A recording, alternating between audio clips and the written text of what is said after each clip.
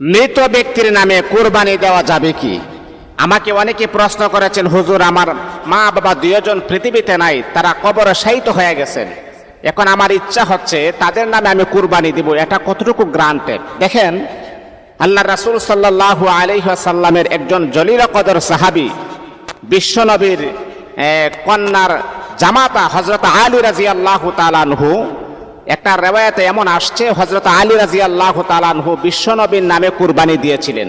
ওই সময় নবীজি পৃথিবীতে ছিলেন না, তাহলে এটার দ্বারা প্রতীয়মান হয়, হ্যাঁ, আপনি যদি ইচ্ছা করেন যে মৃত ব্যক্তির নামে আপনি কুরবানি দিবেন, তাহলে আপনি কুরবানি দিতে পারেন, এতে কোনো সমস্যা হবে না। কিন্তু হ্যাঁ, একটা জিনিস মনে রাখতে হবে, যেহেতু আপনার উপরে কুরবানি ফরজ হয়েছে, আপনি নিজের নামে কুরবানি দিবেন।